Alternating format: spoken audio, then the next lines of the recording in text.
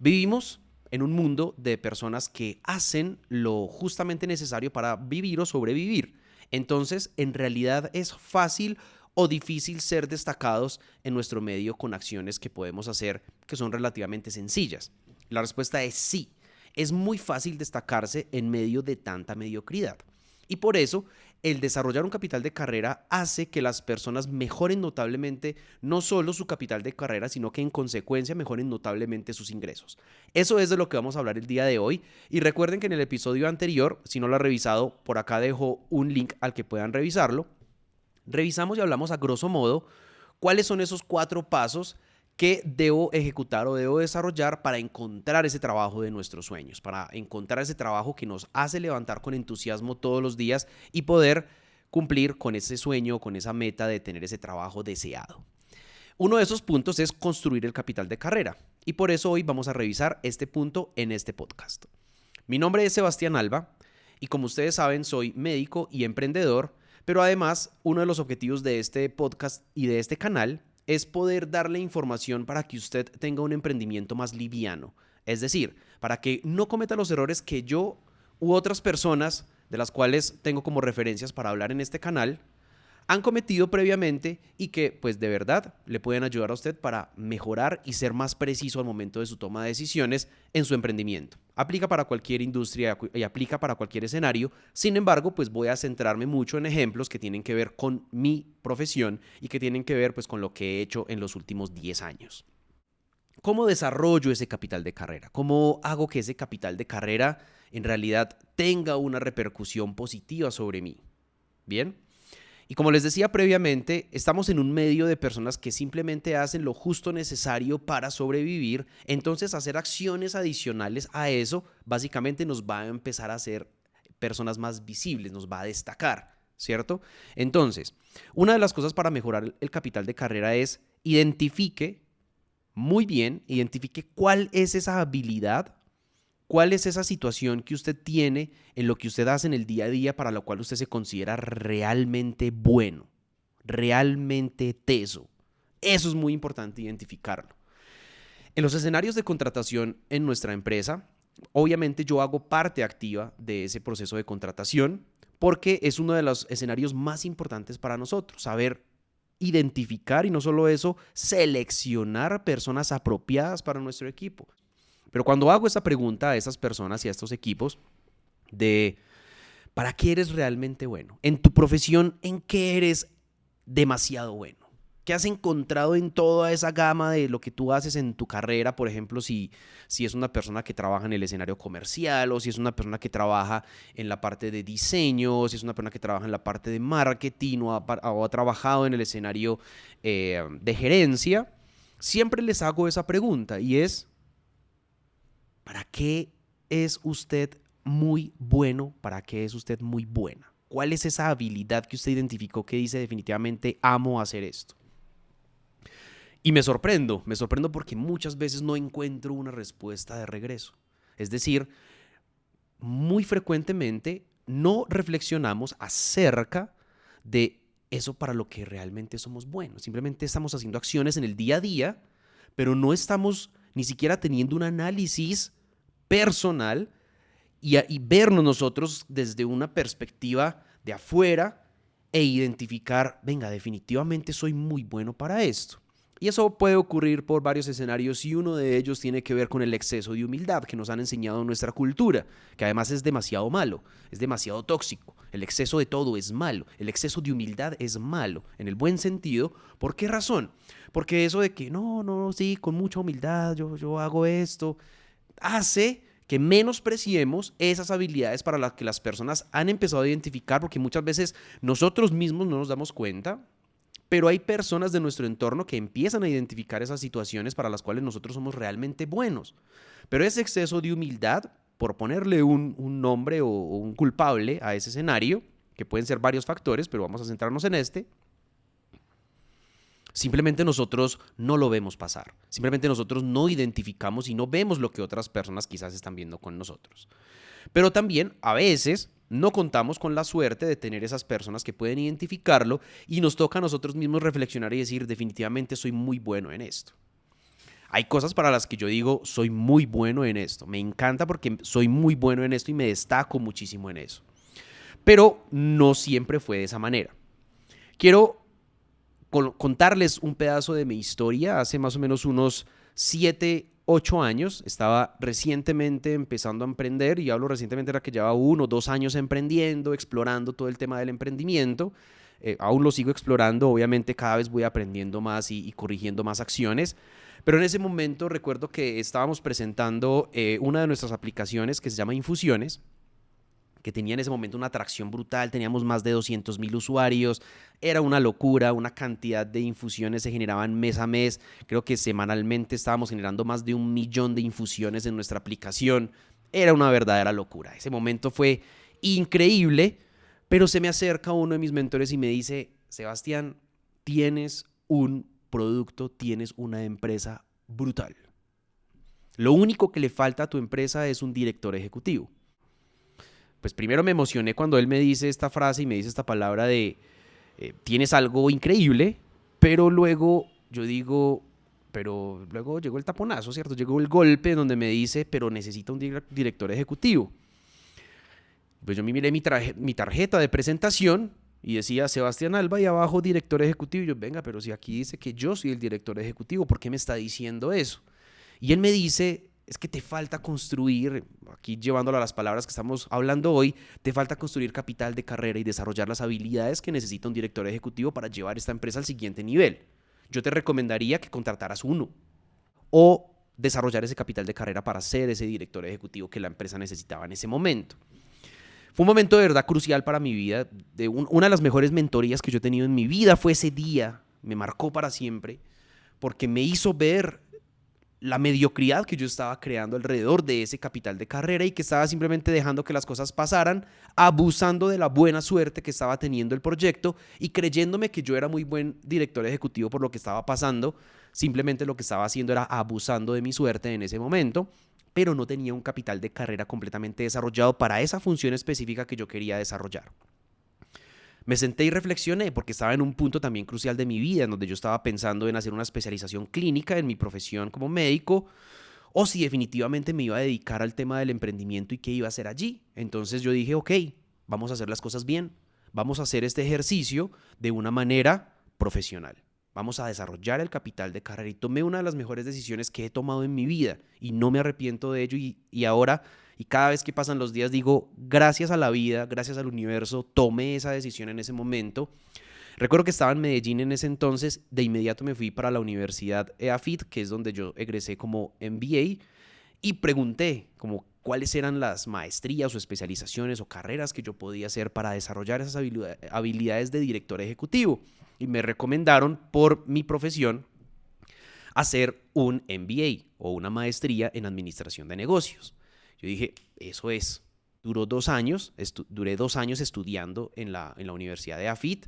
Fue un proceso muy bonito, de verdad que todos los días yo quería ir a la maestría.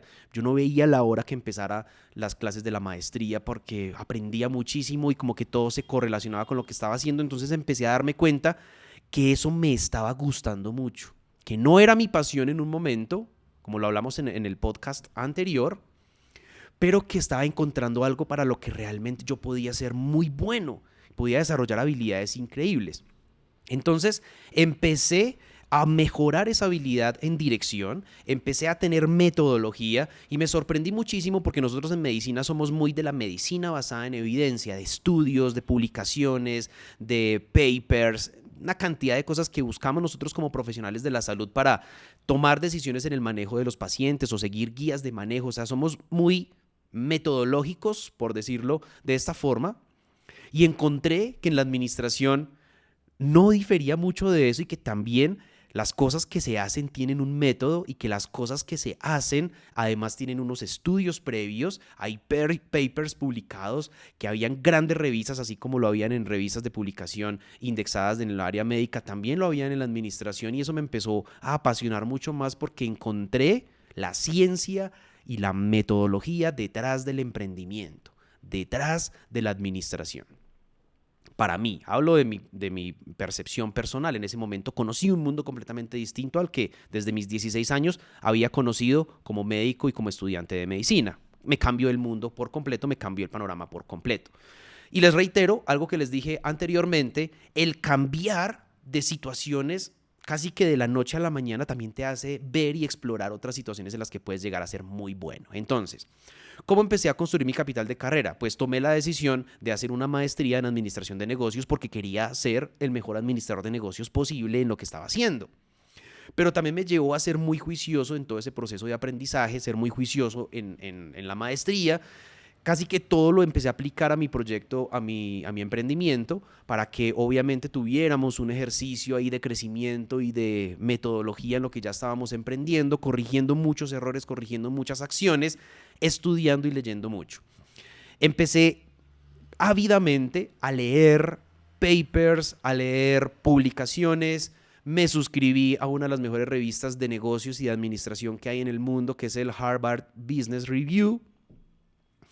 Y entonces empezaron a llegar artículos buenísimos que me empezaron a abrir la mente y empecé a mejorar ese capital de carrera y fue de una manera increíble cómo mi empresa empezó a crecer, cómo mi equipo empezó a crecer, cómo mi equipo empezó a tener una mentoría mucho más metodológica hacia lo que yo estaba también aprendiendo y explorando y cómo la empresa necesitaba de ese capital de carrera mío para llegar al siguiente nivel. Y empecé en esa manera también a transmitirle eso al equipo y cómo el equipo y cada una de las personas de mi empresa también se empiezan a motivar por construir su capital de carrera porque saben que eso va a llevar a un crecimiento exponencial de la compañía. Creo que aquí hemos visto varios escenarios en lo que les estoy contando de cómo desarrollar ese capital de carrera. Obviamente hay que tener una disciplina de estudio, una disciplina de exploración, una disciplina de estar revisando información obviamente juiciosa, no cualquier información, sino tener esa pericia de poder identificar el contenido que es valioso para uno, pero también importante el escuchar a un mentor, escuchar a una persona sin egos, sin orgullo, sin sentimentalismos y de ver que esa persona quiere lo mejor para uno y cómo yo entonces puedo poner esa mentoría en una práctica para alcanzar el siguiente nivel como profesional. Y ejemplos les podría traer a colación una cantidad que he tenido en mi equipo que han empezado a desarrollar ese capital de carrera y que van a un nivel increíble. Pero entonces quiero hablarles de otros puntos importantes y es que cuando yo estoy trabajando en una industria, sea en emprendimiento o sea que estoy en el mundo laboral, que cualquiera de los dos es muy bueno, cualquiera de los dos es muy rentable, cualquiera de los dos es un ejercicio completamente aceptable, pero hay unas grandes diferencias y es que yo debo desarrollar habilidades escasas y muy apreciadas. Porque pasa algo muy importante aquí cuando yo estoy construyendo capital de carrera y es que siempre mi capital de carrera se va a ver sujeto a algo que se llama la ley de la oferta y la demanda. Entre más oferta hay de un servicio y si la demanda se sigue sosteniendo en el mismo valor, ese servicio naturalmente va a bajar su valor, va a bajar su precio, porque hay muchas personas que están ofreciendo ese servicio y sigue habiendo el mismo equilibrio de personas que lo están necesitando. En esa medida, entonces, cada vez yo debo ir puliendo más mi ejercicio, mi construcción de capital de carrera, para ir desarrollando habilidades escasas. Por ejemplo, una cosa que tenemos que analizar actualmente y voy a colocar el ejemplo de mi profesión. En la medicina general, cada vez se gradúan más médicos. Más o menos, aproximadamente solo en Colombia al año se están graduando 1.000 profesionales en medicina anualmente. Es un valor importante, es un número importante de profesionales, ¿cierto? El asunto es que la mayoría de ellos tienden a irse a las ciudades principales del país, ¿cierto? Eso hace que haya una oferta de médicos importante en esas regiones. Como tal, la industria que está en ese sector, pues fácilmente puede contratar porque tiene mayor número de hojas de vida y pueden empezar a bajar los valores con los que están contratados. Y eso es una dinámica que estamos viendo cada vez más frecuentemente en nuestro entorno. Entonces, ¿qué debo hacer para yo poder tener una habilidad que cada vez es más escasa y que cada vez es más apreciada por los demás? Y hay una norma general aquí y es que si yo estoy vendiendo una habilidad, escasa y apreciada, quien la está comprando está dispuesto a comprar por un valor o por algo que es escaso y apreciado. Por eso es tan importante tener en cuenta el efecto de la oferta y la demanda. Una cosa importante es que también tenemos que estar muy abiertos a ver qué oportunidades hay en el entorno si quieren centrarse en ese ejercicio de los profesionales de la salud o de su industria en particular. ¿Qué oportunidades hay que no se estén ofertando? Es decir, que haya una poca oferta de empresas que estén solucionando esos problemas. Por ejemplo, se los mencioné en un capítulo anterior, de hecho ya hace más de un año, en un podcast, y es: en este momento hay una oferta importante o una necesidad de oferta importante hacia todo lo que tenga que ver con telemedicina. No hay nada escrito allí todavía. Lo que está es demasiado rudimentario. Todavía hay mucho para explorar allí. Podemos sacar productos realmente innovadores y podemos sacar ideas realmente innovadoras y ganadoras y muy apreciadas. Pero nadie los está haciendo. De hecho, personas de la industria de tecnología, personas de otras industrias están explorando esas industrias de nuestro sector de la salud porque nosotros como profesionales no lo estamos haciendo. Entonces, cuando yo voy identificando esas situaciones que son muy apreciadas, que la gente las está necesitando y voy desarrollando capital de carrera allí, pues básicamente voy de una manera natural a mejorar mis ingresos y a tener la oportunidad de ser pagado por bienes que son escasos y bienes que son apreciados. ¿Ok? Y hay otro escenario muy importante acá y es la mentalidad que nosotros podemos tener hacia esa construcción de capital de carrera. Y de hecho aquí se puede dividir en dos escenarios: el escenario que es pasional o el escenario de la mentalidad de pasión y el escenario de la mentalidad del artesano. ¿Cuál es la diferencia entre el uno y el otro? Generalmente el escenario de la pasión y el escenario que nos lleva más hacia la emoción es un escenario de pensamiento mágico. Es un escenario del querer hacer, pero de no hacer, de no ejecutar, donde se quedan muchas ideas en muchos proyectos y probablemente usted ha conocido personas que tienen unas ideas increíbles, pero que tienen una falla importante al momento de poner esas ideas en marcha. Es decir, hay mucha pasión, pero poca ejecución.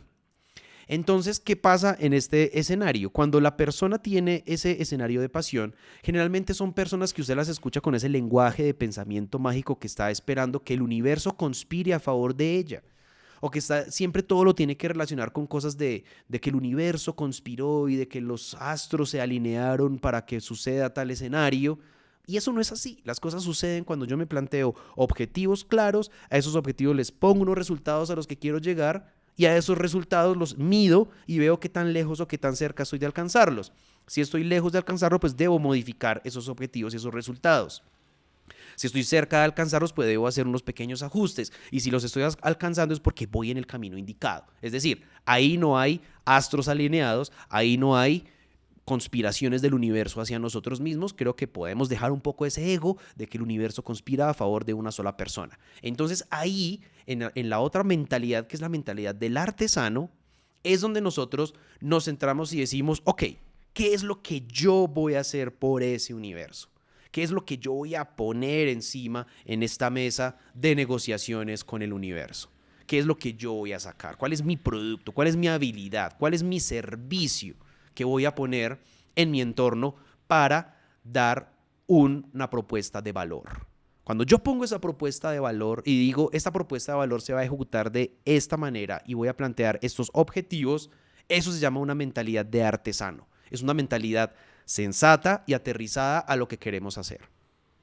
Usualmente, en los ejercicios, cuando se está terminando el año o cuando está empezando un año nuevo, como ahora, aunque este año ya va volado, pues ya se va a terminar enero, suceden escenarios en donde las personas se van mucho hacia la parte pasional, ¿cierto? Y empiezan a desearle a todo el mundo muchos éxitos en el siguiente año que viene, que todos tus sueños sean cumplidos, en fin, una cantidad de cosas, y hasta uno personalmente se pone una cantidad de metas que no va a alcanzar y que no va a lograr. Es lo usual, no nos digamos mentiras.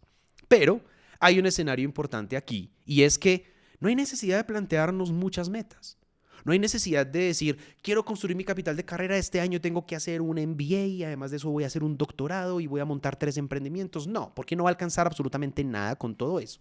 Yo le recomendaría que se enfoque en una y máximo 3 cosas para que pueda irlas cumpliendo en el tiempo y las vaya midiendo mes a mes y se ponga esos objetivos. Eso hace el artesano. El artesano define unas metas claras, define unos objetivos claros, define una secuencia de pasos que van a llevar al cumplimiento de esos objetivos, los mide y además de eso, pues está corrigiendo acciones para alcanzar el objetivo en cuanto a la construcción de capital de carrera.